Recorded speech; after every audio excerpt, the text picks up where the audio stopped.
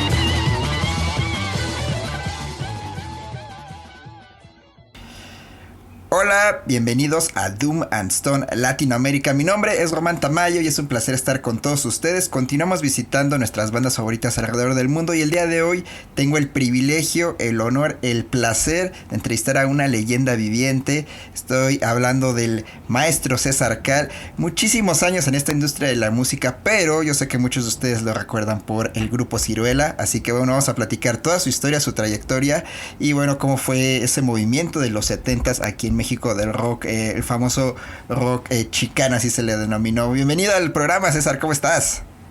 Muchísimas gracias por la invitación. Muy bien, Roman, qué amable por invitarme. Es para mí un privilegio y un honor estar en tu programa que tiene muchísima audiencia y te agradezco infinitamente por tomarnos en cuenta. Muchas gracias. No, pues más bien gracias a ti. La primera pregunta y con la que siempre abrimos este show es si nos puedes contar un poco sobre tus primeras memorias musicales. ¿Cómo fue tu acercamiento a la música? ¿Qué discos o qué banda o cantante te impactó cuando eras niño?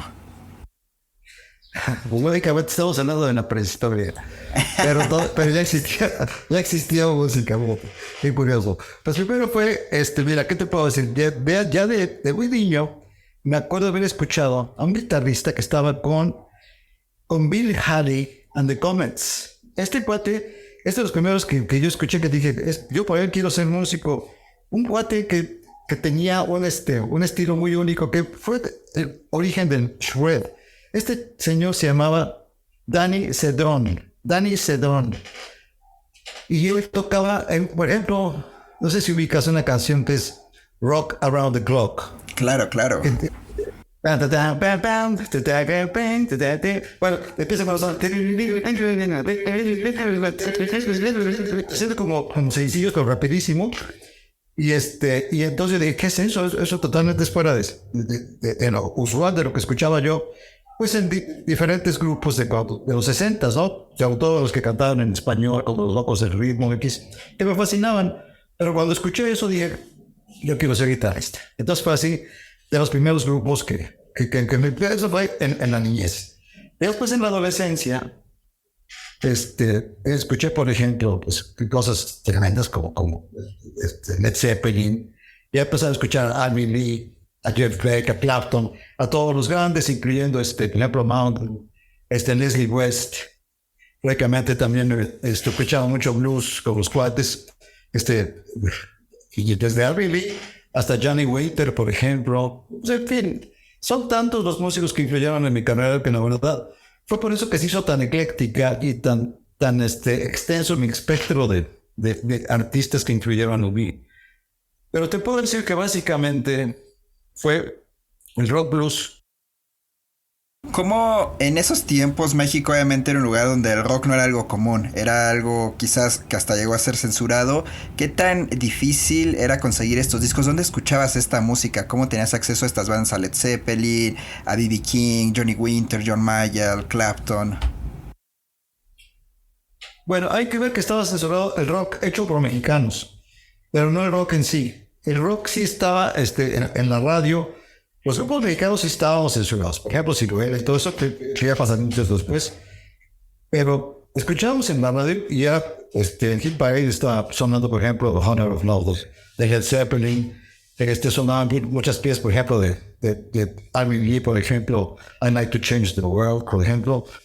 Piezas de Deep Purple, por ejemplo, siempre se escuchaban en la radio sin ningún problema, incluyendo Highway Star y toda esa música se escuchó muchísimo. Y el Zeppelin y Deep Purple eran totalmente pop.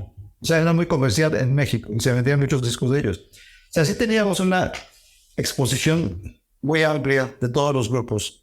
Digo, había algunos que eran más underground. Eso ya los conseguíamos. Por ejemplo, no se ponía en la radio, ahorita, como dijiste, John Mayer, por ejemplo, pero sí, es que todos los grupos estos comerciales de Led Zeppelin que vendían discos en todo el mundo también los hacían en México.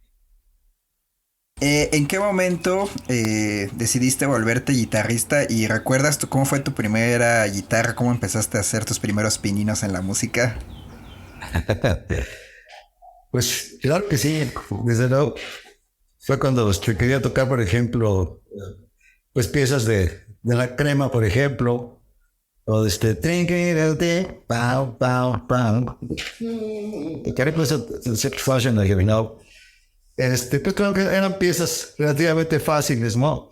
Lógicamente no me metía tratando de tocar Jimi Hendrix como de mis favoritos también, pero sí tocaba piezas un poquito menos difíciles como esa de Sunshine Girl, la de los Doors, ¿no? Love Me Two Times, que eran lógico, ¿no? Que era lo primero con que empezamos.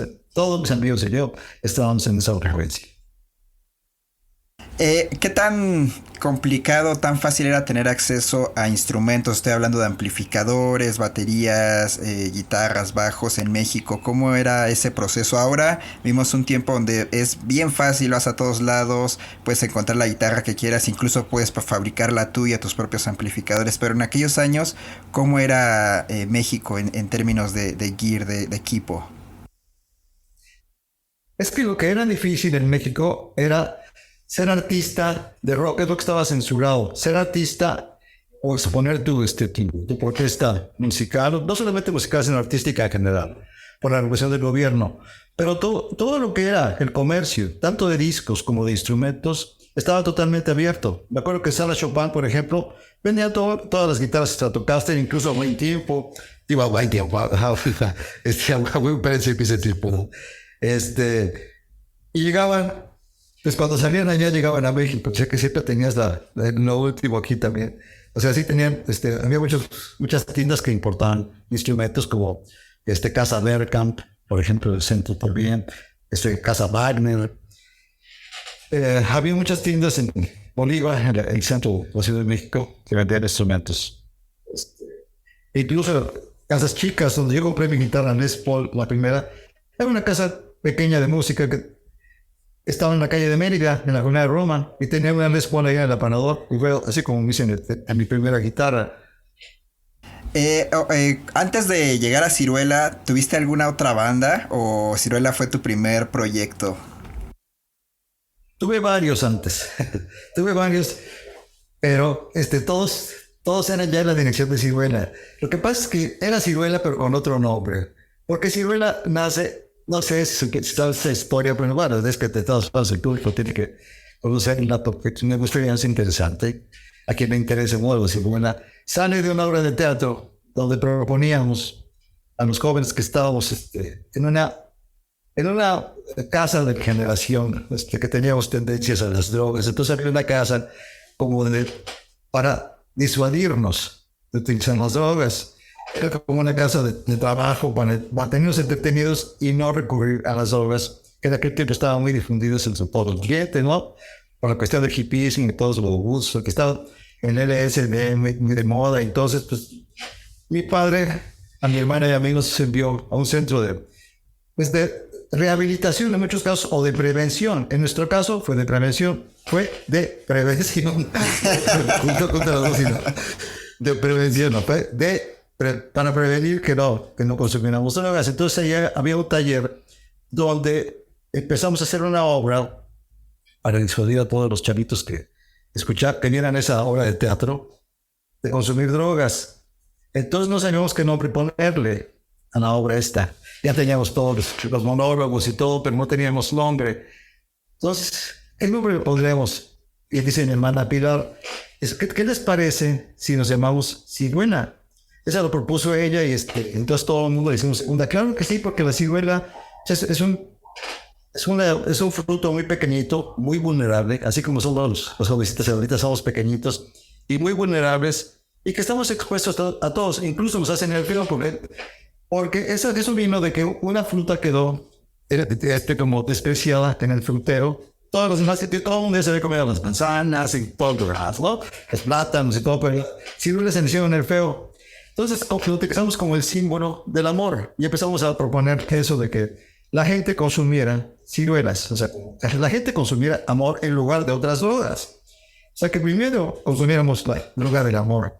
Y ya posteriormente, pues, alguien tenía, no sé, pues incluso en algunos casos con la dependencia, ¿no? Que en ese centro de trabajo, sí había algunos que ya necesitaban rehabilitación urgente porque ya dependían mucho de ciertas sustancias.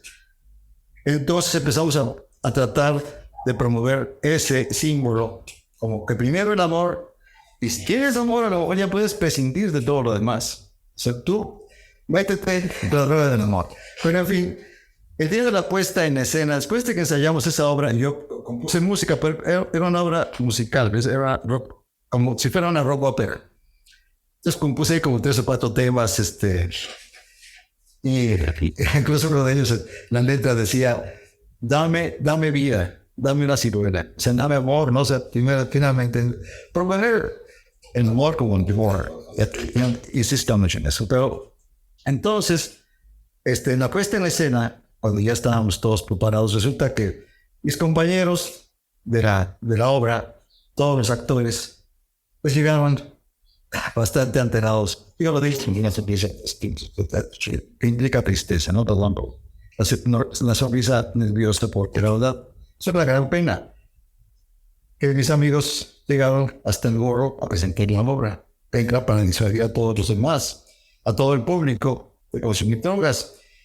Imagínate también los padres, imagínate esa escena de los padres que ven a sus hijos saber cómo habían avanzado en dejar las drogas y que de pronto ven esos hijos están derrotados en el escenario. Fue un gran fracaso después de como 6 meses de estar en esa escuela. Digo, ahí pues no pusieron empeño a ellos. Hubo unas personas que se han salido totalmente de ese. esa situación, ¿no? De las drogas. Nosotros nunca empezamos realmente. Pero yo estaba ahí porque me gustaba mucho lo que estaba proponiendo, me gustaba mucho ese centro de trabajo juvenil y me sentía en casa. Y entonces, pues ese día yo me salí pues bien apenado. Yo tenía como 14, 15 años tenía en esa hora. Me salí tan apenado, tan triste, que entonces dije, pues este movimiento, este mensaje, tengo que transmitirle a la gente, porque no se va a quedar aquí frustrado. Igual ya no va a ser una obra de teatro, va a ser igual un grupo, pues que yo ya estaba tocando bastante bien, digo, bastante suficiente como para armar un grupo. Y entonces fui con ese plan al mundo, y ya me conté con varios amiguitos de la Colonia de Roma, adolescentes también, y hicimos un grupo de música proponiendo ese mensaje. Y ya entonces empezaron los temas de, por ejemplo, Father, ya estaban en cuanto a la música. Ya estaba también Nada nos detendrá, y varios de los riffs, por ejemplo, que tenía yo, no sé si son cosas ya jovencito.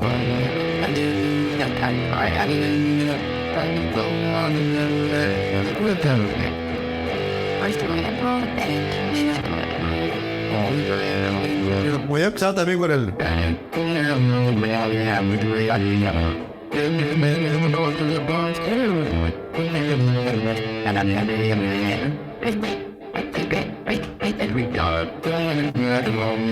etcétera, pues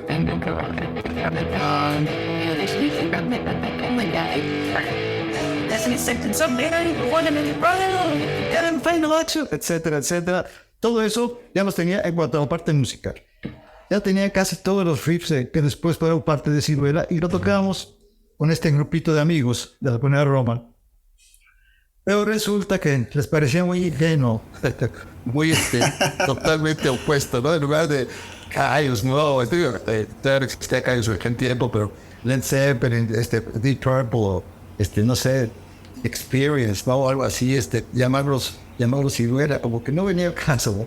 Entonces dijeron, ¿sabes qué? Es otro nombre, porque ese nombre está muy fresa. Y dije, yo, está muy bonito el mensaje, pero bueno, yo estoy haciendo la música y todo eso, como que tengo que darles a ellos también cierta participación. Si no les gusta el nombre, pues también ellos ayudaban también a que sonaran las piezas, de luego que sí sonaran también fueron coautores en alguna forma, ¿no? La primera generación. Y entonces dije, pues, ¿sabes qué? Tiene todo el derecho. Claro que sí, le ponemos, ¿sabes qué? Se me ocurrió una cosa muy ingeniosa. Estaba de moda en aquel tiempo, ground funk, y tenían una pieza que se llamaba Time Machine. Y entonces a mí se me ocurrió la idea genial de llamarles rock, porque tocábamos rock machine. ¿Te imaginas qué creatividad? La verdad sí estaba rimamente. Bueno, pero es que eso tuvo un final feliz, porque la gente en México, en lugar de decir machine con máquina, le puso rock machine. Y entonces, por eso ya cubrieron mi ingenuidad, ¿no? Y si no era ingenuo de por sí, rock machine era mucho más ingenuo, pero bueno, la gente lo compuso porque le pusieron rock machine, y machine tiene connotaciones maravillosas, porque es la connotación de algo fuerte, algo sólido en el slime de aquel tiempo, y algo que es leal y que es leal. No, este cuate es machine, o sea, este cuate no va a decir el chisme, ¿entiendes? Como que, ándale, qué bueno, el rock machine. Entonces ese se le quedó. Pero después llegó un amigo y me dijo, ¿sabes qué, César? Yo no puedo participar en una invitación que me están haciendo. Este amigo Carlos Vaqueiro, que me invitó a tocar con un grupo que se llamaba El Hangar Ambulante.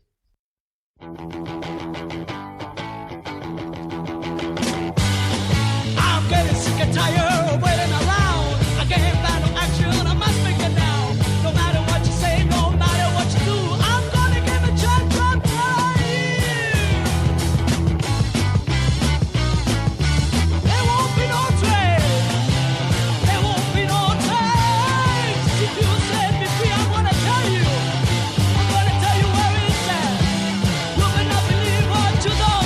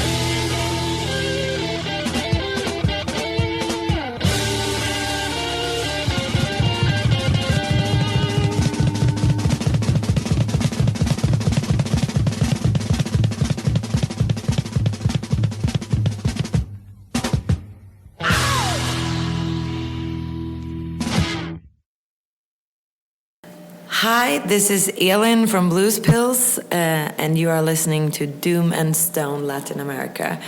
Thank you so much for having us here. We love this country. Take care and be yourself. Yes. Oh, yeah. Oh, yeah.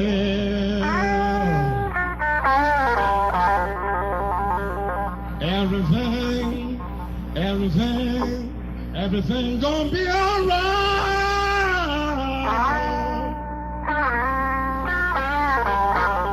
Oh, yeah.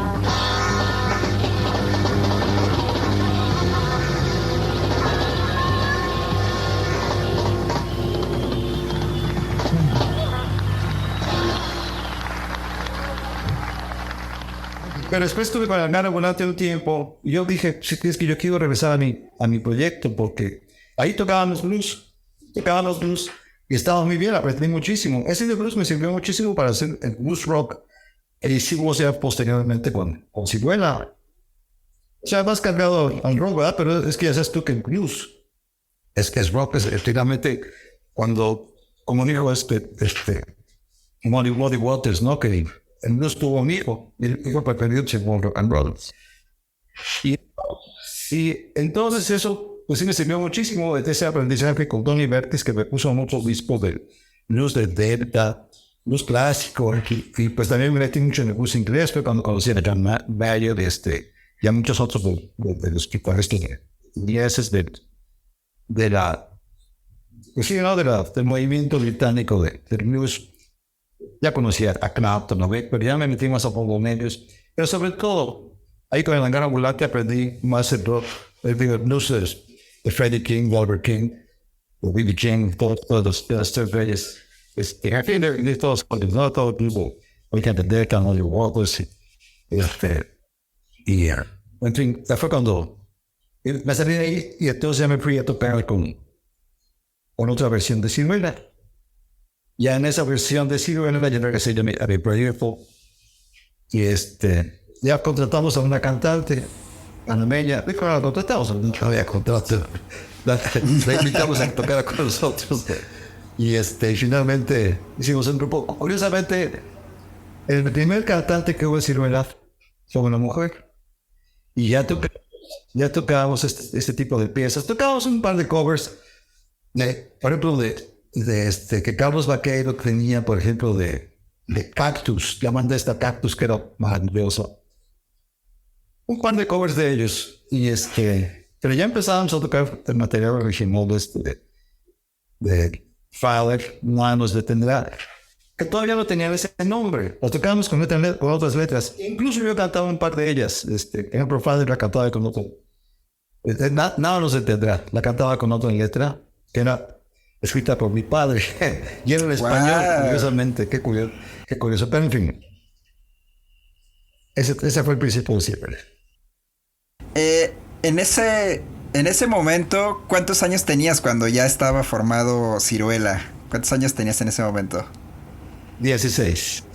Wow, 16 años y ya tocando tan pesado. Según yo, o sea, mi perspectiva es que no había tantas bandas que tocaran tan pesado en ese tiempo. No, obviamente era más el blues, sí tenía esta influencia de Deep Purple, Led Zeppelin, pero en México no había algo así de pesado. ¿Cómo obtuviste este sonido? ¿Qué amplificadores usabas? ¿Qué pedales de guitarra usabas para poder obtener este sonido? Pues me compré una Les Paul. Me compré mi papá, ¿no? Sus 16 años que vas a andar comprando cosas. Pero en fin, mi papá me convencía que me comprara una guitarra y me compré una Les Paul, que yo me la robé de ella. Bueno, y tenía de amplificador. Curiosamente, mi padre tenía una fábrica de circuitos impresos. Los circuitos impresos, ¿no? Que es donde llegan todos los bulbos y todo eso, los amplificadores, las televisiones y todo eso. Tuvo bastante éxito en su fábrica. Entonces, cuando le dije que me comprara un amplificador, me dijo, pero espérame, te acabo de comprar la guitarra y encima de todo quieres un amplificador. Ya vi lo que cuestan esos Marshalls que me dices, no, vamos a mantener un poquito de presupuesto, vamos a bajarlo un poco. ¿Qué te parece? Yo tengo un amigo que me compra circuitos que hacen unos amplificadores que llaman Golden Gate y esos son buenos. O sea, él le gusta circuitos en que hacen Golden Gate y al que hacía el Cooper, al señor, no me acuerdo cómo se llamaba, pero entonces dije yo, híjole, pero es que eso no suena nada que a mí que me convenza, no un Fender, un señor Marshall, pero pues, si no hay lana, pues voy a recurrir a uno de esos Golden Gates. Y fui a la tienda y chequé uno de esos y nos dieron un descuento porque tenemos descuento. Cerca del fabricante, ¿no? Y me lo dieron bien barato. Y era un Golden Gate con un guapezote inmenso y una cabeza impresionante. Y claro que me chequé y me fascinó. Es que esto, nada más por el nombre, porque la verdad es impresionante. Curiosamente, con ese amplificador, ya grabé todas las guitarras del disco de Ciruela. Y con la guitarra, Les Paul. Entonces, tú tuviste acceso a un Golden Gate, ese fue tu primer amplificador con una Gibson, ¿y tuviste algún pedal de efectos o solamente fue directo al amplificador el sonido que sacabas? Sí, tenía una especie de lo que se llamaba un Boston que era un distorsionador que ponías tú justamente que conectaba al input de la guitarra y después de ahí lo sacabas atrás. Era como solamente un macho que entraba al input de la guitarra y luego estaba con dos botoncitos nada más y luego tenía la tembra para conectar el cable hacia el ampli. Era un booster de distorsión, pero yo lo utilizaba muy poquito porque la distorsión que me daba el ampli era muy, muy buena. Y ya ves que la guitarra en Ciruela, en el disco de Ciruela, estaba muy limpia. Y ahora digo, ¿cómo es posible que tocaba yo con tan poco efecto? Es que sí, prescindía mucho de él, como que a veces se ensuciaba mucho después. Y no lo ponía un poquito para darle un boost o enfatizar un poquito más ciertas frecuencias, pero era solamente era muy leve. Y básicamente la distorsión que tenía pues era eso sí, el volumen del amplificador era todo. Era todos los graves, todos los agudos, todo yo pasaba nomás encima de todos hasta que llegaba a la palma, llegaba a subir a todo. Y eso ese era mi sonido característico, pero simplemente todos los graves, todos los agudos, todo.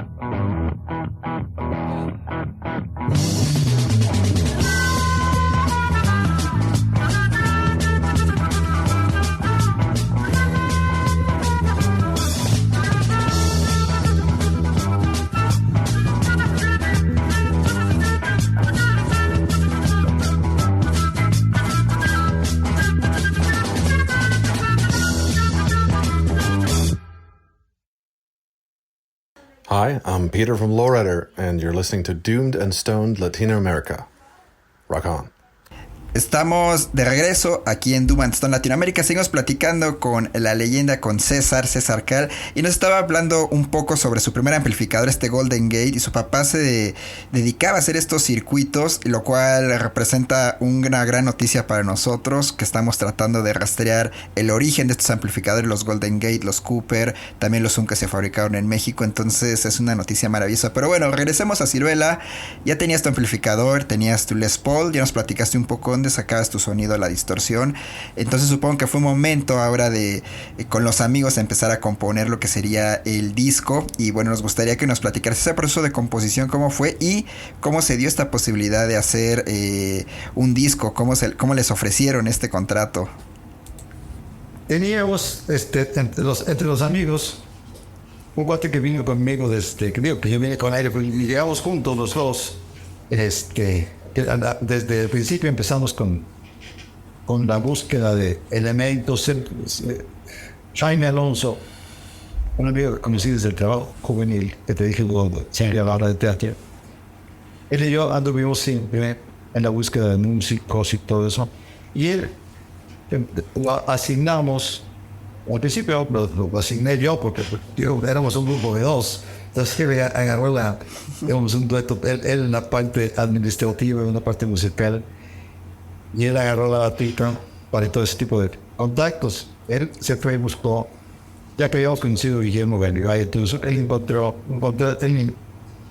pues consiguió un contrato con Discos Cisne, Rap, para grabar. Y entonces pues nosotros fascinados, porque teníamos una disquera. Ahí estaban grabando músicos grupos como Peace and Love, como Bandido, no sé cuántos había muchísimos grupos que estaban grabando de esa marca. ¿Qué no sabes nada de esa disquera? De rap sí, no sé en qué acabó, cómo terminó, pero sí sé de varias bandas que justo grabaron de ese tiempo. Y lo que sí sé es que esas ediciones en vinil ahora para los coleccionistas valen muchísimo dinero. Es insano y real cómo ha subido el mercado de esos discos. Pero bueno, ya que estaban en el estudio, ¿cómo fue el proceso de grabación? Eso me gustaría que nos los dijeras. ¿Cómo recuerdas que fue ese proceso? ¿Con qué grabaron? ¿Qué instrumentos? ¿Qué amplificadores? ¿Cuánto tiempo les llevó? ¿Grabaron todos juntos, separados? Cuéntanos todo ese proceso. En aquella época había que llegar al estudio ya con todo montado prácticamente, porque era prácticamente tocar en vivo. O sea, tocábamos la sección rítmica, o que el bajo, batería y guitarra, pues un trío, era un power trio, más famoso, pero primero grabábamos la guitarra rítmica con los otros dos tempos rítmicos de una sola toma. Hasta que cada día hacemos varias pruebas, que cada una que más o menos estaba aceptable. Hay que ver que teníamos que grabar. Por ejemplo, primero grabamos 4 piezas que fueron las de Father, Buenos Tendrá, Falsa y Acapulco Gold. Había que grabarla en 2 o 3 sesiones, cuando no llega. Y eran sesiones más largas, no crees que estábamos de las 11 de la noche, no. Era de 3 de la tarde a 8 de la noche, y entonces, eran 2 sesiones para grabar 4 temas. Así se envió las primeras 4 piezas muy distintivas, características de Ciruela, que fueron esas 4, donde está muy homogéneo el sonido. Pero en fin, primero grabamos eso, después hacía un par de doblajes de guitarra, rapidísimo, me daba 2 horas para hacer cualquier tema, pues no era tampoco, de hecho. Porque teníamos el material ya bien enseñado. Y después ya entraba la voz. En la voz hacíamos una sesión especial que nos la daban como una semana o 2 después que habíamos grabado las bases. Y ya tenía después, en cualquier minuto, tenía un rough mix sobre el cual cantaba el cantante, sobre el cual ya me metía en la voz, en este caso, Daniel Wallens. Y eran sesiones larguísimas, como de 1 hora para la voz. Imagínate, 1 hora. Grababa 4 temas. Tenía que llegar, pero directamente ya, para la siguiente. Yo creo que tenía como 15 minutos para cada canción, ¿sí? No exagero. Y a mí me parecía normal, porque yo no conocía, no tenía otro parámetro. Entonces, para mí, así se grababa un disco. nunca imaginé que los ingleses o los estadounidenses o muchos más tiempo. Pero bueno, y todo estaba vigilado ya de origen porque llegábamos al estudio con todo de ensayado. Había un errorcito que habíamos cometido con el nerviosismo o X, y entonces pues simplemente no había nada de ponchar. Teníamos que tocar otra vez todo. Y si había un error, se quedaba. Por ejemplo, ya una nota ahí, en Father, por ejemplo, antes de esa parte comete un error que se la nota pellizcada. No podía en aquel tiempo editar, no podían quitarle la notita de que estaba mal, simplemente quitarla. Pero bueno, no se podía hacer eso. En la mezcla yo creo que pudieron haber hecho ponerle mute al canal. Pero bueno, ese tipo de errores pues como que le dieron un poquito incluso de carácter más en vivo al disco. Como te digo, eran sesiones muy cortas y ya después el ingeniero se dedicaba, como tenía muchísimo volumen de trabajo, yo creo que dedicaba unas 4 o 5 horas a mezclar el producto y sacaba unas cosas maravillosas para el poco tiempo que quedaban. Este cuate, no me acuerdo del nombre de ingeniero, tiene que ver, bueno, no menos Spencer, disco que curioso que venía. Este cuate, un poquito antes fue, pero los hi-hats, un poquito antes, pero 16 que era la verdad. Entonces, esto lo hizo en 4 o 5 horas, luego este cuate mezcló 4 temas. Y así también estaba mezclando de Peace and Love, lo del ritual, que no está ni aún se les queda parece. Pero en fin, la cosa es que así fue el proceso. ¿Qué acreditados que estábamos? Yo te digo, en Golden Gate, Guillermo Garibay utilizó una batería, Yelwick, Chanat Yelwick, gratísimo, bastante bonita, y con un sonido poderoso, pero él hacía que cualquier batería se estuviera poderoso, tenía un punch impresionante, le pegaba con todas las fuerzas. Eso fue uno de los incentivos del disco Sinuela. Y el bajo, pues era este bajo Gibson también. Y el amplificador que usaba él me parece que era un Custom, Sergio Saúl Soto. Custom. ¿Qué tan fácil o difícil era conseguir los custom? Ahora son muy legendarios y valen mucho dinero en realidad los custom. ¿En ese tiempo era fácil o era muy comerciales? Esos, los acoustics, todos esos amplificadores de transistores eran muy populares. De transistores. La ventaja del que yo tenía es que tenía Windows. Esa era una gran ventaja de que tenía Windows. Pues el bajo, por ejemplo, se oye muy seco en nuestro disco. Hay una parte de antes de una parte de nada nos detendrá. O del bajo hubiera sido bueno que hubieran hecho más, un poquito más de gain ahora digo, no es que me esté quejando de eso, pero son canciones que es ahora que sí que le hice un mejor hubiera sido de Windows. Le hubiera dado más pesadez al grupo, el bajo. Sí, cuando grabaron este disco, ¿qué tenías? ¿16, 17 años? Ya había un periodo de 17. Estaba recién cuando grabamos después de mayo. Bien mayo cumplí 17 años. Todavía no eras ni mayor de edad y ya tenías tu primer disco. ¡Qué locura! ¿Sabes cuántas viniles se prensaron de ese álbum? Parece que fueron unos 2,000 o 3,000, nada más. Pero después se hizo ya una difusión del mismo, ya no de forma directa de la disquera, sino que ya por otros 20, ya sabes, ¿no? Pero como ya se hicieron ediciones especiales fuera de la disquera. Sí, de hecho, hace este año o el pasado, yo compré una edición justamente en vinilo de discos Denver, que como que lo reeditaron, pero nunca supe si es una versión oficial o no. O sea, está editado en México, pero no, pues yo lo veo y como que digo, no sé si sea oficial o no. Mira, no puede ser oficial. Desde el momento, pues ellos están en su derecho, porque alguien se los vendió a ellos. Lógicamente ellos tienen, no estoy quejándome contra los discos Denver, pero de momento que los autores de las piezas principales, sobre todo los otros primeras, nada los tendrá. File Sound, Father, Acapulco Gold, Falsa, por ejemplo, la compuso Sergio Soto, para toda la parte esa, pero la parte central del tango,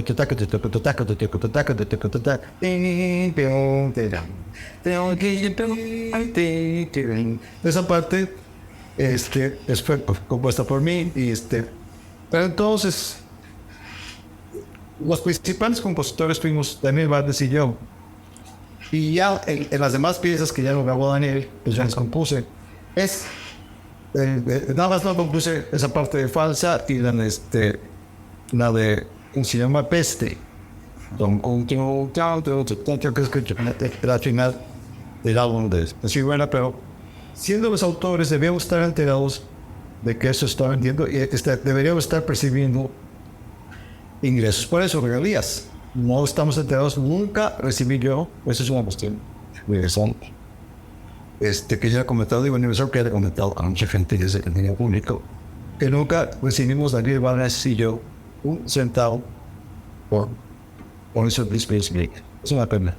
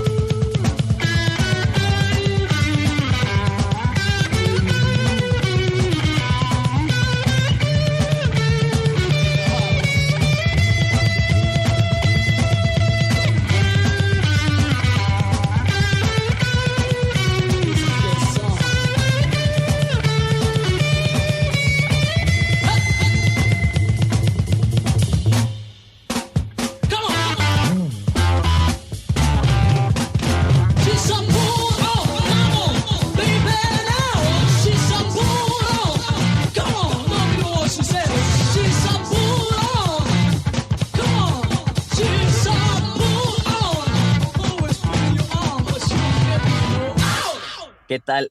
Soy Alejandro Lizondo de Los Mundos y estás escuchando Doomed and Stoned Latinoamérica. Saludos a todos. Regresando un poco como a los tiempos, me gustaría que nos contaras dónde tocaban y cómo eran los shows locales en aquellos tiempos. Ahora obviamente tenemos muchos venues, PA, equipo, boutique, ingenieros, consolas, un chorro de cosas, pero en esos tiempos supongo que no era igual. ¿Dónde tocaban? ¿Cómo eran esos shows? ¿Qué gente iba? Cuéntanos sobre eso. Pues como el rock ya estaba censurado en México, ya no tocábamos en venues, normales, como es que ahora se acostumbra, ¿no? Ahora se estila. En aquel tiempo era pues, totalmente clandestino, incluso hasta subversivo, presentarte un poco. Sí, porque todo lo que concentraba gente, público, para escuchar rock, pues era considerado subversivo. Podía llegar a la policía y meterte en la cárcel, o simplemente estar haciendo manifestaciones públicas.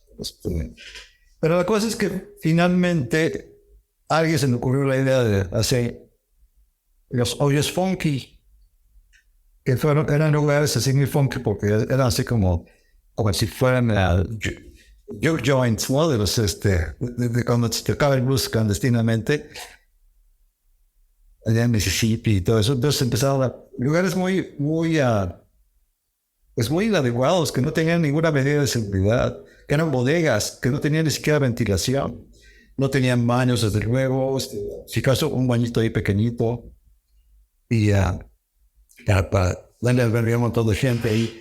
Se juntaban en estos lugares que eran como bodegas que debíamos soportar hasta 1,000 personas, y todos ahí sudando, y todos, pues bien difícil la situación, porque llegábamos, no había entrada para el equipo, o sea, el equipo para los artistas no había entrada atrás, no había backstage, por el estilo, no había una rampa por atrás, sino que todos entramos por la puerta principal. Y entonces ahí tienes a nuestros ingeniero, nuestro decimos aquel tiempo, nuestros secres, nuestro secre personal de Mike, llegaba ahí y condenó a mucha gente para que cambiaran los amplificadores, todos los baffles y todo, por arriba. Todo el mundo colaboraba en que como si fueran de todo, que contaron un mar con unas órdenes, ¿no? De todo en los brazos y de toda la gente viendo para que los amplificadores llegaran al escenario. En ese momento, el otro grupo que acababa de tocar, estaba al mismo tiempo por el otro lado, sacando sus equipos. O sea, había como una corriente, un flujo de ida al escenario, de salida, ¿no? A la misma puerta. Y toda la gente colaborando, ¿no? Porque se llenaba tanto el lugar que igual no hacían mucho esfuerzo, solamente con un par de manos sumadas, con un par de brazos sumados todos, pues porque el equipo fuera de extremo al otro para poder tocar. Ahí, lo bueno es que nunca tuvimos un accidente, un incidente o algo así, si no hubiera sido como nadie. Porque había solamente una puerta pequeñita. Y quizá había en algunos lados, una cortina de metal, porque como eran bodegas, algo tendrían para que se metieran en un cambio o así. Pero muchos eran totalmente, improvisados, y algunos de ellos no tenían ni siquiera indicación, no tenían. Entonces ahí era muy común que alguien se desmayaba y luego, había ciertas canciones de los Palestina, pues ahí se pasaba y las pichareadas o algo así. O le faltaba el oxígeno, entonces hay que sacarlo y de aspirar a que se restableciera y entonces a la fiesta. Bueno, los hoyos folk. Qué loco. ¿Llegaron a hacer tour formalmente en México, Ciruela? ¿O solo tocaron en Ciudad de México? Ciudad de México, bueno, hicimos un tour, ya cuando después del disco, fuimos hasta Chihuahua. Pero nada más, no fue una gira organizada. Solamente fue así totalmente espontáneo, porque teníamos algunos amigos en Chihuahua y nos invitaban a tocar allá a un evento. No me acuerdo si fuimos a tocar en Cuernavaca o si no me acuerdo. Hicimos pocos. O sea, Ciruela fue una banda hasta un punto efímera, muy efímera. Duramos como, ¿qué será? Un año, pasó un año y medio, como mucho.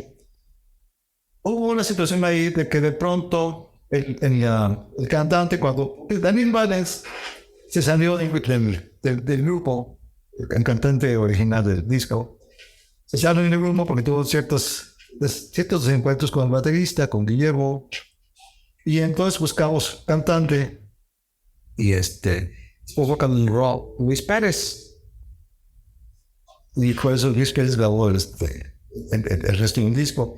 Pero antes pasamos por la búsqueda de cantantes, pasamos por un cantante que es el Pájaro Alberto, que no sé si no le gustó lo que estábamos haciendo, Clayton, Mr. Clayton, que también es un cantante bastante popular, pero que tampoco es que proyecto, y Felipe Maldonado, él venía de Peace and Love.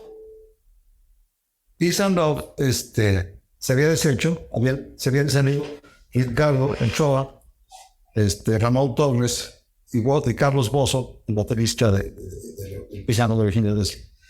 E hicieron un grupo que se llamó Nahuatl. Y entonces, pues nos invitó, ya entonces, Felipe Maldonado, que era también original, que había hecho el grupo, que había tenido, tenía los títulos de Peace and Love. Él también fue a hacer audición con nosotros, en Ciruela, y se quedó de cantante en Ciruela. Y entonces Felipe Maldonado era el cantante oficial de Ciruela después de Daniel Battens, antes de que fuera Luis Pérez. Y estábamos en el proceso del disco, todavía no hacíamos en el EP. Entonces, Felipe dijo, ¿sabes qué? Me gustaría, mientras estamos con Ciruela todavía, o sea, no estamos hablando de Ciruela, pero vamos a hacer un experimento. Vamos a hacer un grupo que se llame, o sea, voy a cruzar mi nombre, vamos a hacer un grupo con ustedes, digo, con Sergio Saúl Soto y conmigo, vamos a hacer Peace and Love, ya pero como Power Trio, y vamos a tocar con un baterista que viene de Salvador, Sergio Cárcamo, un baterista estupendo, que tenía un punch increíble, no pegaba tan fuerte como Guillermo, pero tenía una situación clientes, era muy, tocaba un funk bien rico, o sea, con un estilo diferente a Guillermo, y le gustaba más a Felipe Maldonado. Entonces nos salimos temporalmente de Ciruela, Sergio Saúl y yo, para irnos con Felipe. Y vamos a Guillermo momentáneamente. Él se enojó tanto, Guillermo, que nos fuimos con el otro grupo, porque él no lo invitaba, que de pronto Guillermo se quedó ahí con los derechos del disco ante la disquera, no, o sea, con los derechos del grupo, no sé, del nombre de Ciruela, ante la disquera. No como dueño de Ciruela, nada por el estilo, porque siempre había sido dueño de Ciruela, pues ese te tenía de ahí. Pero entonces, ante la disquera, él se quedó como responsable. Y cuando la disquera nos llamó para que hiciéramos la sesión de fotos, y llegó ya enojado, hicimos con otros cuates, no solamente para que hicieran la sesión de fotos, sino para que grabaran el resto del disco. Cuando ya habíamos grabado las bases, yo había grabado ya todas las guitarras, en Sergio Saúl Soto había tocado todos los bajos, habíamos hecho la primera etapa que te comenté hace rato, de cómo se grababan las pistas. Y después faltaba, ya había incluso hablado las guitarras, ya había hecho unos montajes de guitarra, la guitarra líder, y todas las rítmicas se habían quedado. Pero entonces Guillermo, en su enojo, fue y llamó a otros cuates de la expedición, uno se llama Envy, porque estaban son grandes amigos míos, Luis Pérez, Mili Valle, Javier Villafuerte, todos son grandes amigos míos. Pero no estaban ellos calculados, no estaban contemplados en que participaran ahí. No era el plan que teníamos. Y sobre todo digo, perdón por el límite del siglo, pero no era lo que yo tenía concebido. No era lo que yo tenía concebido, pero sin embargo, pues le dio un toque ecléctico al grupo. Y digo yo, porque yo ese proyecto, pero yo me aparezco en la portada del disco y aparece Daniel Valdés cantando de Fine Servenile, ¿verdad? No aparece el bajista, no aparece el Charles Soto, se aparecen los otros los tres elementos. Y eso fue una falta de grave, como el buen Guillermo, que es mi moderazo en todo el tiempo, porque eso fue una situación que me informa a la gente, porque la gente piensa que toda la portada son los que tocaron el disco. No, ellos no tocaron más que en dos momentos. Los guitarristas de Capo tocaron más en dos momentos específicos. Eso ya lo admitió, por ejemplo, Billy Valle, que aparece en la portada. Billy Valle lo admitió el otro día públicamente en una publicación que hizo en Facebook, donde dice, señores, yo estoy en la foto de la portada del Ciruela, que no tuve nada que ver con eso. Y él lo admite muy bien. Y desmiente toda esa situación de la portada del Ciruela, que sí que fue un enigma. Yo voy a hacer un documental especial de cómo estuvo hablar con calma, más detenidamente, y pues explicarle a la gente, al público que sigue Ciruela, que los que están en la portada no somos los que grabamos el disco, así de simple.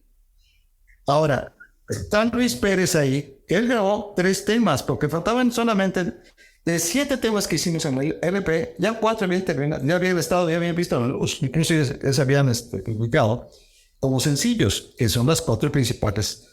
Flash, que es lo más distintivo de decir, nada nos entenderá, en ese orden. Acapulco Gold y Flames. Esas son las 4 piezas más distintivas de decir, ¿verdad? ya habían salido, y ya había portada, incluso dado los créditos. Y nosotros estábamos en la portada, porque no salía una fotografía, pero salía los créditos a Daniel y a mí. Y Vision, la defensa de Sergio, no sé, pero todo sale Daniel Juanes. Y ya después en el LP nos quitamos créditos. Cuando ya hicimos fotos de la foto, y él se adjudica todo diciendo: agradezco a mis amigos por haberme ayudado a esta expresión de musical, algo así dice, y feedback, Guillermo.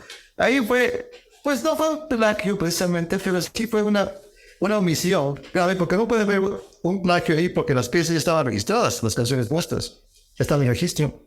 Pero en fin, fue una cuestión muy limpia, y fue así como empezó una serie de anomalías en mi vida particular, de plagios y especies y no sé, una vida que no ha sido muy bien gratificado por mi trabajo, pero la gratificación máxima que puede tener un músico es saber que tu trabajo llegó a su destino. Y con la carta que enviaste cuando tenías 15 años, 16, de pronto, chavos como tú, ¿no? Y como seguidores, de pronto están escuchando ese material y dicen: qué buena onda, porque mi carta sí llegó, aunque no recibió, no tuvieron feedback de un chequecito, ¿no? De vez en cuando, ni da bien, pero bueno, aquí estamos felices de todas formas.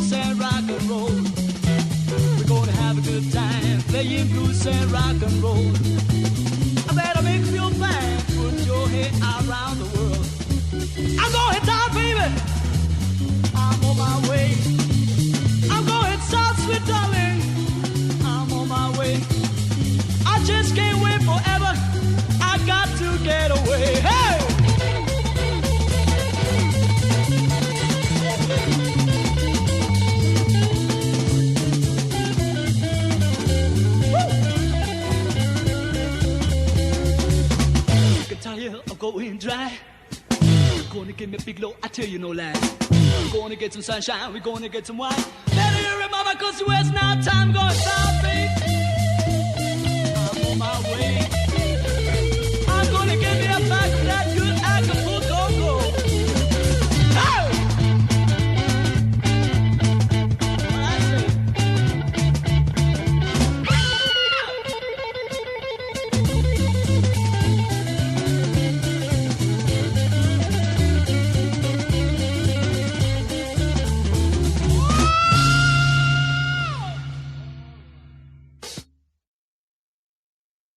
Καλησπέρα, είμαι ο Χρήστος από Acid Mammoth και ακούτε Doomed and Stoned Latinoamérica.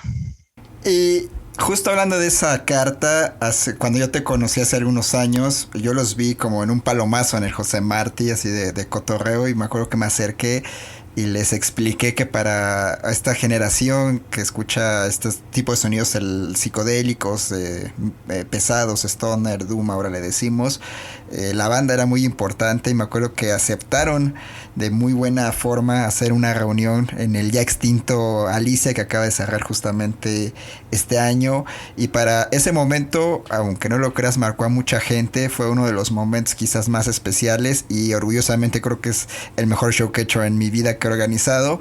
Pero ¿cómo lo viviste? ¿Cómo sentiste el estar ahí con otras generaciones nuevas? Que como tú dices, tu carta llegó a estas generaciones, aunque quizás muchos años después. ¿Cómo te sentiste esa vez? Cuéntanos de ese encuentro entre generaciones. Fue maravilloso y aprovecho para agradecerte por haber tenido esa iniciativa, porque fue genial, ¿no? Juntarnos otra vez con los elementos originales que grabamos en el disco. Hay que hacer una generación de Chirona, pero fue la más florida, porque fue la que más difusión tuvo. Aunque digo, no parecemos en la portada, pero bueno, la cuestión es que fue la reunión donde se grabamos el disco. Y curiosamente se oye muy parecido al disco mismo, porque somos los mismos elementos los que grabamos el disco. Y me gustó mucho cómo los chavos, había uno, Raúl, que es médico, que estaba esperando su cartilla. Sí, me acuerdo de hecho, él es de los pocos que grabó videos, porque antes no te dejaban grabar en el Alicia. Entonces él a escondidas grabó unos videos. Muy jóvenes fueron a vernos.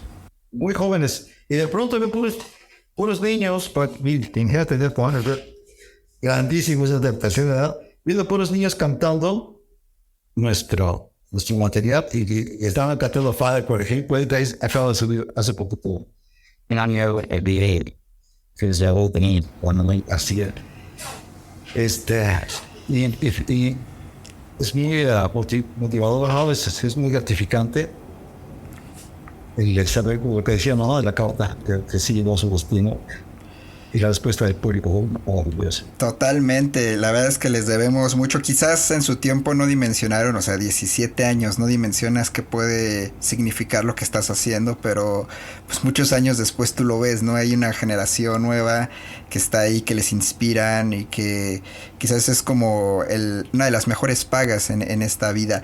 César, nos quedan unos minutillos por ahí. No sé si te gustaría hablar sobre algún otro tema de tu carrera musical en específico, para aprovechar estos minutos que nos quedan por ahí. Pues mira, pues, ¿qué te puedo decir? Después de decirme, pues pasaron un montón de cosas, ¿no? Entre ellas que yo me fui a Londres, estuve tocando en unos momentos de gente, después, es que mi carrera ha sido tan ecléctica y tan llena de muchas influencias musicales que la verdad estuve afortunado de haber vivido tantas cosas. Estudié en la Universidad de Inglaterra, estuve en Berkeley también estudiando, Berkeley College of Music en Boston. Me casé allá, hice un montón de grupos, un montón de cosas con rock más progresivo. Y ya hice otras combinaciones. Después estuve con Cristal y Acero. También de eso es una fase de que mucha gente conocía, pero yo también estuve con Cristal y Acero y escribí la obra de Coman. Hasta hace poco se abrieron luces esa situación, porque yo vendí la obra de Coman. No se las vendí, sino apenas. Yo estuve con ellos como un año. Y entonces cuando me salí, pues ya les dejé la obra, por así decirlo. Sí usé una punta de Venecia y me dieron 200,000 pesos por lo mismo. Y yo se los dejé a ellos. Pero es muy extraño que nunca me dieron créditos eso. Pues, sin embargo, hace poco se dio a la luz en un programa, me entrevistaron. Entonces, volvió la verdad. Y yo no puedo. Yo como caballero mantuve el anonimato. Ahora que ya se salió, que salió la luz, pues yo no puedo decir que me siento, porque la verdad es que yo sí escribí esa obra. Hay un 90%. Hay una canción que no escribí yo, quizá una y media, pero en todos no lo hice yo, y se los enseñé a tocar en la Cristiana Cero. Fui su director del mundo. Ya sé que Cristiana Cero es un grupo, antes éramos un grupo de heavy metal. Y eso fue una cosa para mí muy, muy interesante, porque llevé Ciruena a Cristeria Cero. Entonces Ciruena agarró, por así decir, Hay que ver una cosa, que el baterista de Chihuahua, de Cristal y Acero, Samuel Shapiro, fue baterista, fue alumno de Guillermo Garibay, el baterista de Chihuahua. Y tenía también el estilo de Guillermo. Entonces, lo único que Guillermo Garibay lo escuchó también en eso. Y dice, oye, soy bien este grupo, soy bastante bien, y este cuate fue mi alumno. Entonces, ella, haz de cuenta Ciruela, pero tocando piezas, incluso muchos de los riffs hay una pieza que se llama Ahora sé que soy un hombre. Ahora sé que yo soy un hombre.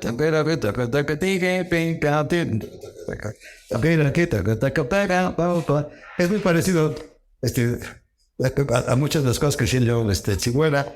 Entonces hubo cierta reminiscencia, todavía hubo cierta permanencia en Chihuahua en el común. Escuchas Comar, vas a escribir para allá, cuatro cosillas, aunque yo no toco como producción de Comar, pero es en obra.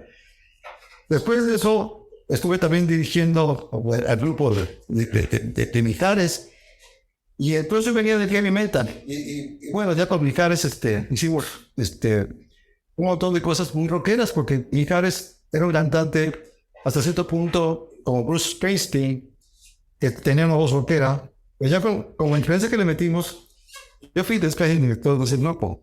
Entonces, hubo bateristas ahí muy pesados como Fernando Caballero, que tocaba mucho tiempo, tocó rock pesadísimo. Pero después entró Tony Cárdenas, un baterista también muy, muy bueno. Y lo estaba en show ahí, te digo, y resulta que pues tenía yo la onda todavía de Ciruela, pero ya con mucho más progresivo, mucho más en la búsqueda. Por ejemplo, yo había compuesto ya una pieza que se llamó Kraken, donde tengo guitarra acústica. No sé si la conozcas, esa pieza de Kraken. Ya, no sé, pero ya tenía esa propuesta de una onda mucho más progresiva, pero con pesado también. Una especie pues no precisamente, Doom y Stoner, pero sí un rock blues bastante denso. Y después entró Héctor Navarrete, que había estado con Ultimátum. Entonces el grupo de Mijares, en un momento dado, se veía bien pesado. O sea, acompañamos a Mijares, un grupo de heavy metal o de una especie de rock, de hard rock. Y la verdad es que fue por eso que Mijares tuvo tanta influencia, por eso que después el segundo disco de él ya se llamó Amor y Rock. O sea, porque era un baladista de pop rock. Pero ya esto es tanto, le gustó a la gente ese concepto, que le metimos por nosotros, que le inyectamos nosotros, que entonces a él no le afectó lo más mínimo, porque a él le gustaba mucho diferenciarse y que es como que estaba él proponiendo esa fue su propuesta al principio, que fue también por influencia de nosotros. Qué increíble. César, pues bueno, se nos ha acabado el tiempo y nos queda corto. La verdad es que eres toda una leyenda, una institución. Tienes muchas historias y estoy seguro que la gente va a pedirnos una segunda parte, y cuando eso pase te lo haremos saber.